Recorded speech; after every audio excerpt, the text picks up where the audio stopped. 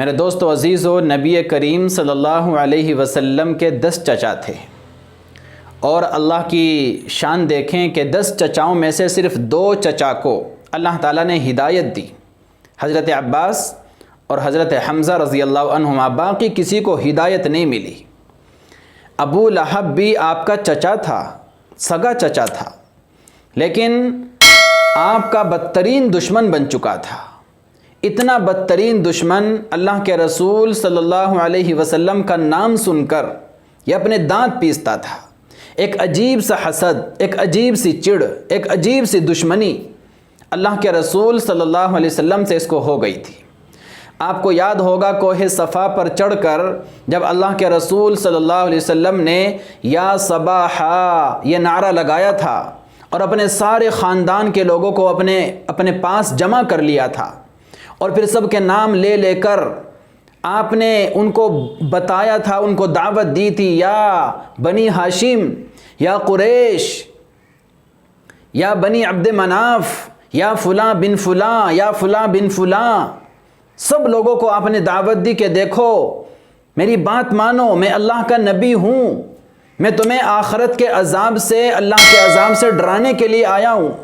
تو سب سے پہلے جس نے آپ کے اوپر حملہ کیا تھا اور جس نے آپ کو طعنہ دیا تھا وہ کون تھا؟ وہ آپ کا چچا ابو لہب تھا، جس نے کہا تھا تباً لک یا محمد الہذا جمعتنا، محمد معاذ اللہ ثم معاذ اللہ، تیرے ہاتھ ٹوٹیں، تو تباہ و برباد ہو جائے، اسی لیے تو نے ہمیں یہاں پر جمع کیا تھا۔ اللہ کے رسول صلی اللہ علیہ وسلم کی میرے دوستو بد دعا دینے کی عادت نہیں تھی۔ آپ نے تو صبر کر لیا، آپ نے اس کی بات کا کوئی جواب نہیں دیا، لیکن اللہ تعالیٰ نے صبر نہیں کیا، اللہ نے خود جواب دیا اپنے محبوب کی طرف سے، اور آیت اتاری تبت یدا ابی لہب وتب ما اغنا عنہ مالہ وما کسب سیصلی نارا ذات لہب۔ ابو لہب، تو میرے محبوب کو طعنہ دیتا ہے، میرے محبوب کو بد دعا دیتا ہے، تیرے ہاتھ ٹوٹیں،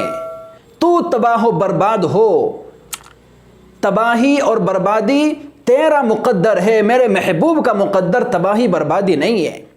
اور اس کی نفرت کا اندازہ اس بات سے لگائیں، اس کے 2 بیٹے تھے، عتبہ اور عتیبہ، دونوں کے نکاح میں اللہ کے رسول صلی اللہ علیہ وسلم کی 2 بیٹیاں۔ ایک دن یہ غصے سے بھرا ہوا اپنے گھر آیا اور اپنے بیٹوں کو بلا کر کہا کیا تم مجھے اپنا باپ مانتے ہو؟ انہوں نے کہا بالکل مانتے ہیں، اس میں کون سی شک کی بات ہے۔ کہنے لگا اگر مجھے اپنا باپ مانتے ہو تو ابھی محمد کی بیٹیوں کو طلاق دو، ابھی طلاق دو۔ چنانچہ دونوں بیٹوں کو اس نے طلاق دینے پر مجبور کیا، اور جو بڑا بیٹا تھا عتبہ، اس نے تو انتہا کر دی۔ وہ اللہ کے رسول صلی اللہ علیہ وسلم کے پاس آیا، پہلے آپ کو برا بھلا کہا، پھر آپ کی داڑھی پر اس نے ہاتھ ڈالا اور آپ کے چہرے مبارک پر اس گستاخ نے تھوک دیا، اور پھر آپ کی بیٹی کو طلاق دی۔ اس موقع پر اللہ کے رسول صلی اللہ علیہ وسلم صبر نہیں کر سکے، آپ کی زبان سے نکلا اللہم سلط علیہ کلبا من کلابک، یا اللہ اپنے کتوں میں سے ایک کتا اس ظالم پر مسلط فرما دے۔ اور ایسا ہی ہوا، شام کے ایک سفر میں رات میں پڑاؤ ڈال کر کسی جگہ پر سو رہا تھا، ایک شیر آیا، اٹھا کر لے کر گیا اور چیر پھاڑ کر پھینک کر ڈال دیا۔ اور پھر اس بدبخت کا انجام سنو، اس ابو لہب کا کیا انجام ہوا۔ بدر کی شکست کے 7ویں دن یہ مرا، اور مرنے سے پہلے خطرناک قسم کا پھوڑا اس کو نکل گیا،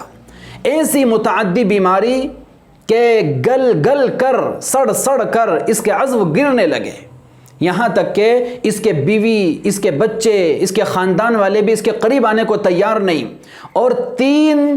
مرنے کے بعد 3 دن تک یہ مرا، اور مرنے کے بعد 3 دن تک اسی طرح پڑا رہا، مرنے کے بعد بھی کوئی اس کے قریب نہیں لگا، یہاں تک کہ اس کے بچوں نے کچھ حبشیوں کو بلا کر کرائے پر اپنے